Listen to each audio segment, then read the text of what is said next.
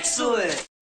What's up guys, welcome to my bathroom remodel video part 2. Let's start off with a quick recap of what happened in part 1. So this is our master bath ensuite attached to our master bedroom, and the main goals were to replace the toilet, replace the old, large, and cumbersome vanity that was right there, also replace the mirror, get rid of the shower door and replace it with a curtain, and finally just generally get a nice paint job in there and improve the overall look and feel of our bathroom. The goal was to get it done in 2 days, the 2 days just prior to Christmas Eve, and unfortunately I failed on the last day, actually on Christmas Eve, by punching a hole through one of these pipes with a baseboard finishing nail. We had a plumber come by to do a patch on that, but the puncture was so low that he couldn't actually fix it at the time, so he's supposed to come back on Friday in a couple days to cut a larger piece out of our nicely repainted drywall so he can get more access to the pipe and actually patch it up properly. After that, I can patch the drywall, we can mount our vanity, we can hopefully install the toilets, but you might notice that our floors in here are still the old existing floors. So this is what's been added since we now have more time, since we are not on a time crunch to get this done before Christmas anymore. We're now just on a time crunch to get the floor maybe redone before the plumber comes back.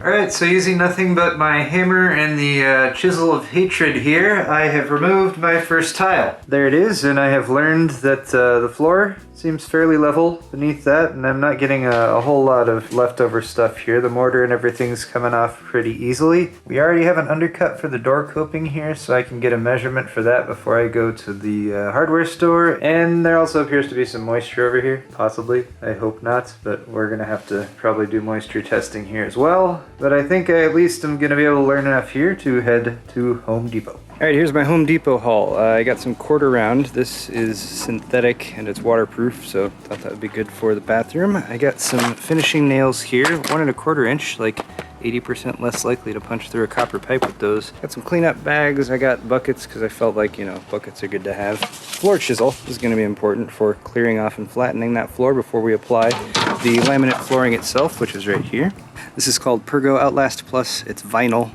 And we got the vintage pewter oak finish. I also got oh, I have a big dog. Do you like the quarter rounds, Hero? I got a crowbar because it's good to have a crowbar. I got some plastic to put over furniture because we're gonna make a lot of dust. I got a rubber mallet because I don't have one of those. I got a concrete fitting, so I'm hoping I can use this with my hammer drill, but I could totally be wrong about that. I got a fancy canvas drop cloth because I was jealous of my plumbers, and I got a DeWalt cutting tool. Let's move on.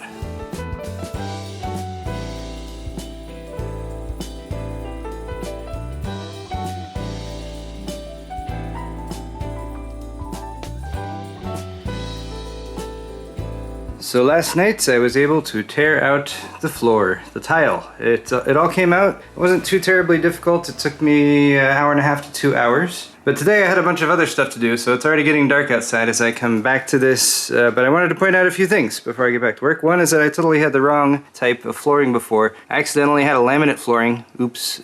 We've switched to this, LifeProof, which is vinyl. Vinyl, which means it's waterproof, like on the top and the bottom, because it's not made of wood. It also has the underlayment pre-attached, which is nice, so all I should really have to worry about in here is a floor that is flat and level. Unfortunately, it is pretty much level, and it's pretty much flat too. The tile came off pretty good for the most part, except over here in the corner where I believe they might have used some leveling compound or something like that before they installed the last floor. So I need to try to get rid of the rest of the mortary ridges sticking up along here, which I can hopefully do with my scraping tool, and if I can do that and get everything flat, then the floor will be ready to put in. And I don't think that'll take too long because it's just the tongue and groove stuff that snaps in the sides, and measuring it won't be too difficult since this room is pretty square and not very big, only about 5.5 by 5.7 feet. But beyond that, the place that was damp over here has gotten very dry, so I'm pretty sure that it was the old floor that was causing issues with leakage there. I'm gonna have the plumber double check that and make sure it's all good, and then of course I need to leave this a little bit unfinished over here so he can get at what he needs to get at under there. Then once he finishes that, I can patch the drywall, mount the vanity, install the rest of the floor, and then hopefully by the time we leave on Saturday, which is our next deadline, as we're going out of town for the weekend on Saturday, we will have a functional bathroom. We'll see.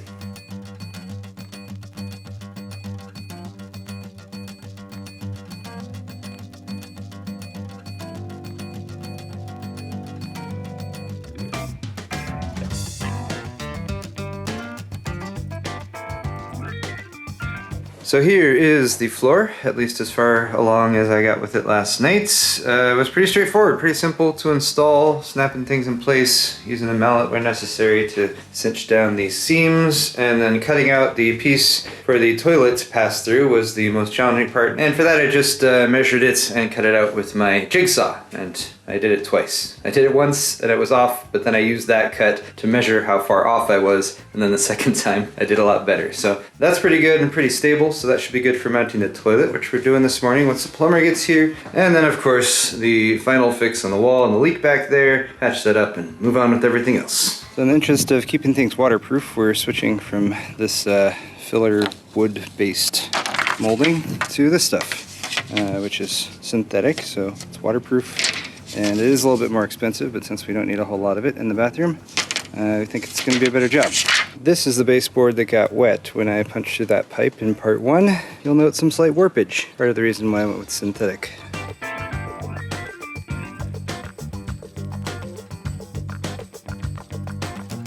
So the warpage on that baseboard kind of freaked me out, and I've got some more raw wood I'm putting in, as I've already been showing. So I'm giving this a quick sand, and then I just picked up some clear polyurethane, so hopefully I'll have time to do a couple coats of this to make sure this is moisture resistant or moisture proof.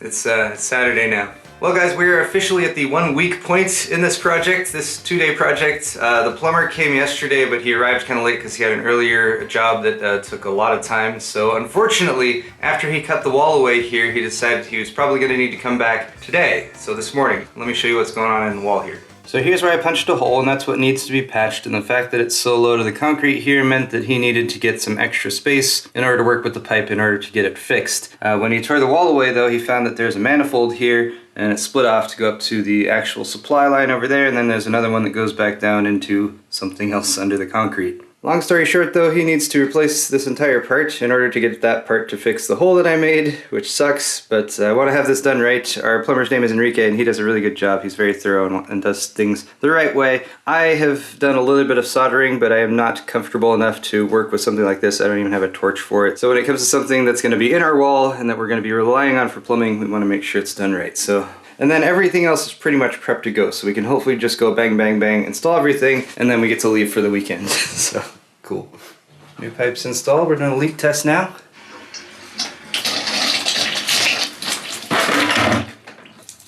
Well, the toilet was still on. But on the plus side, nothing's leaking there. We are moving on with the toilet installation. Look at that. Double wax. We have a new toilet. Hooray! It's all installed, everything's working. We gotta wait a few hours to sit on it because gotta wait for the seal at the bottom to cure. Bidet is also installed, and I wanted to point out something about this toilet. If you're shopping for a toilet, maybe consider the single piece one. We like that because there's no joint there to get all messy. And then the second thing is being able to reach under right here to get at the mounting points for the actual toilet seat. Because if you ever want to remove this to install a bidet or to remove the toilet seat to give it a full cleaning, you definitely don't want one like we had before, which you can only get at by like reaching through the back. And so if the toilet's positioned anywhere where you can't do that, then you have to pull it off in order to do that, and that's really kind of a pain in the butt. Let's move on though. Switching to drywall mode now. All Ace had was quarter sheets of drywall, and this is 1/2 inch thickness, which is a little bit thinner than existing drywall, so I'm going to need to beef this up a little bit so I can get that flush.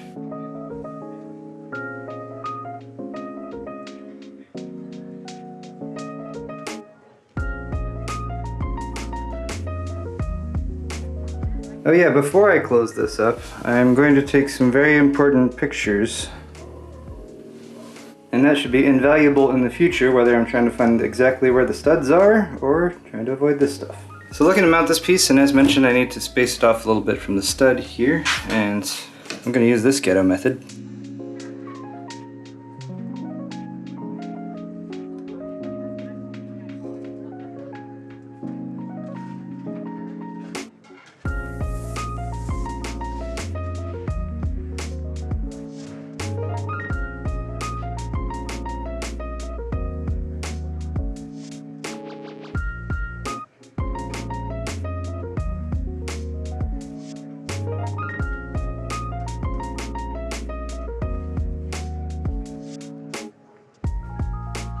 So you're gonna need to cut these last two pieces, and in order to do that, I measured the wall. Actually, first I measured and I was gonna cut them all the same length, and then I realized this wall is not straight, or at least it's not 90-degree parallel or perpendicular, whatever, it's not straight. So I measured the width there, and I got it there, and then I measured the width here, and I marked it there. And I also marked it on this one, because this is gonna be the last piece, and then I measured the final width there, marked it around there, so I can cut these at a slight angle with my jigsaw, and then they should fit.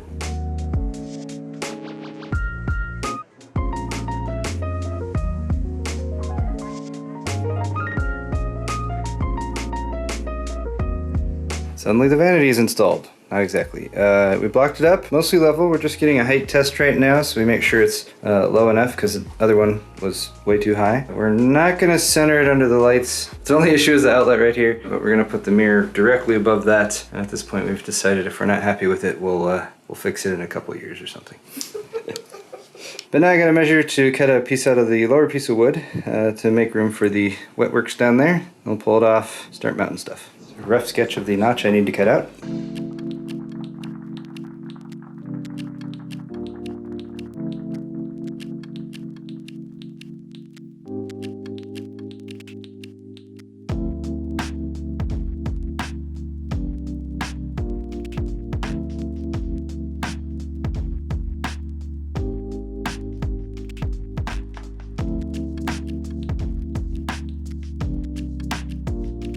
We'll test fit here, and I think we barely have enough clearance with the drawer pretty much all the way in. Ooh, look at that. I think we can move on.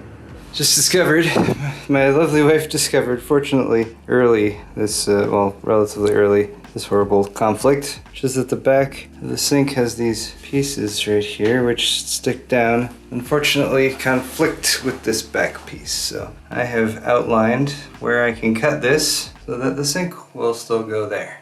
And here's a solution. I've cut this wood backer piece one more time, made some notches along the side, cut a bit off the top, and have resealed it once again with 3 more layers of polyurethane.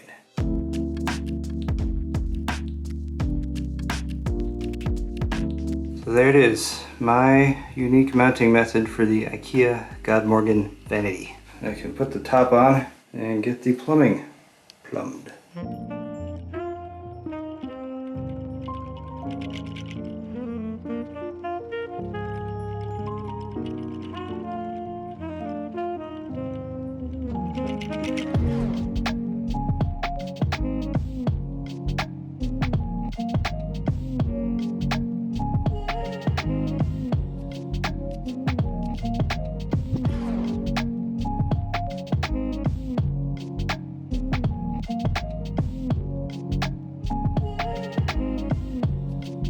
So everything is plumbed up down here. I have connected the water lines. Got everything pretty much straight up here. Fingers crossed.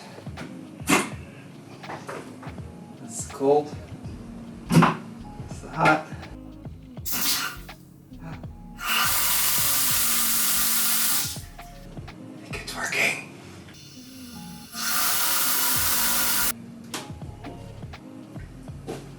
No leaks, no immediate leaks. Okay.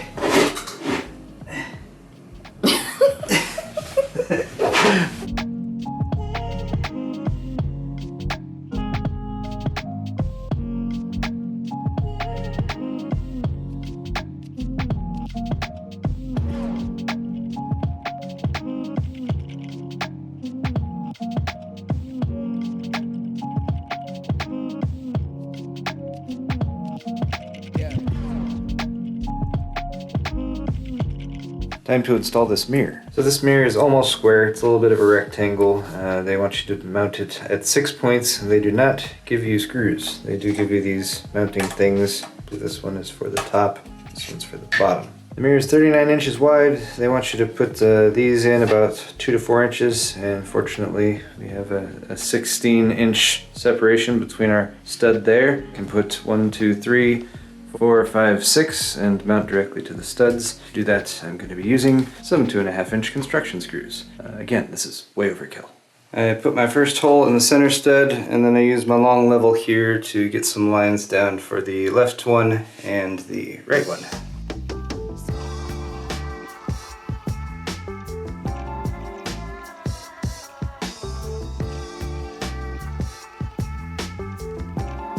So now that we got our bottom row, we just need to measure up the wall 36 8/16 of an inch for our top row. By the way, just a tip here, IKEA, 8/16 is a half, 36.5 inches. So tape on my long level at 36.5 inches.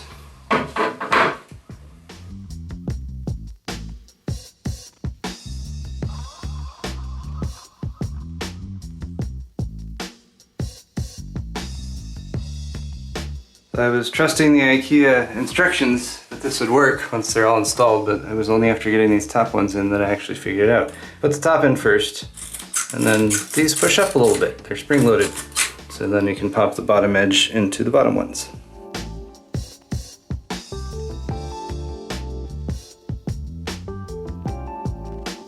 Alright guys, this is getting really close. As you can see, we got the mirror installed, and then I was up pretty late last night doing some caulking around the baseboards after those were all nailed in. Fortunately, they were nailed in without any further burst pipes. I'm so happy about that. My wife has been doing some shopping for some accessories to match things up and really make the color scheme pop, I suppose. And then I also did a bead of silicone along the base of the shower tile here, just in case anything flows out of there. Make sure you want to keep that watertight. So all that's really left for today is painting the baseboards. They're white since the caulk should be dry now. Then I'm going to mount a couple towel racks on the wall right here. And lastly, toilet paper holder. It's going to go right there.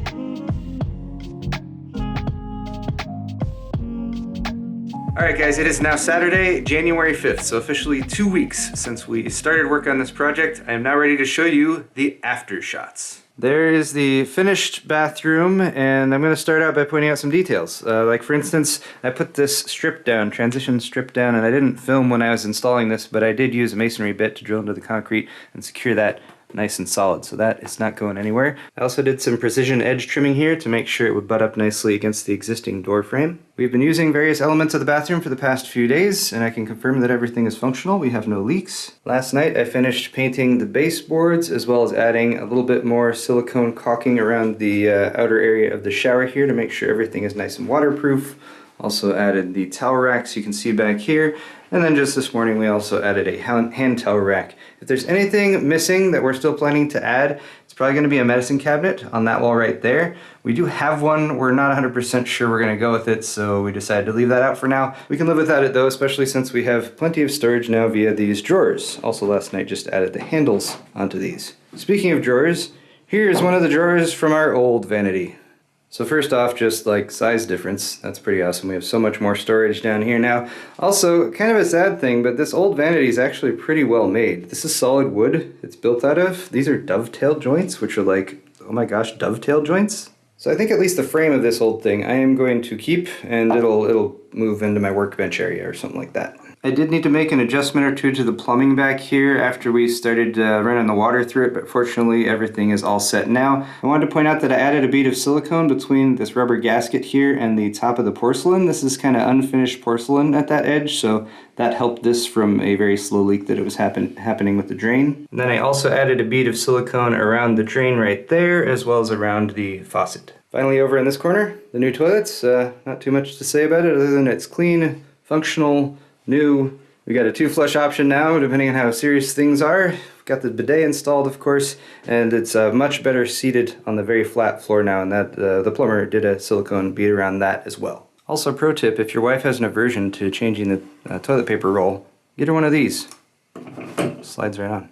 I've gotten all the construction implements cleaned up out of our bedroom now too, so things are looking pretty good. And one last thing I wanted to do before I let you guys go is take a look at my receipts to get an assessment of how much this project actually cost. So going by store, we took 2 trips to IKEA as well as an online order, and we spent about $740. We had 4 trips to Home Depot and spent about $950. We had 4 trips to my local Ace Hardware here and spent another close to $200. And then of course there was the plumber who charged $657. So the total was about $2,500 for this project out of pocket. However, that does include some extra stuff like a hand cart, tools that I will be able to use in the future, and in going over those receipts we found that Home Depot charged us twice for the toilet, so I guess minus about $170 from that grand total. But guys, that's going to wrap it up for this video. Thank you all so much for the feedback on the part 1 of this, and of course leave me more feedback and let me know what you think of the finished project in the comment section down below. I'm definitely going to be doing some videos on further home improvement projects I have in the future. Of course those will be here and there. I'm still going to be doing tech content as well. Thank you guys again so much. Hit the thumbs up button on your way out. We'll see you guys next time.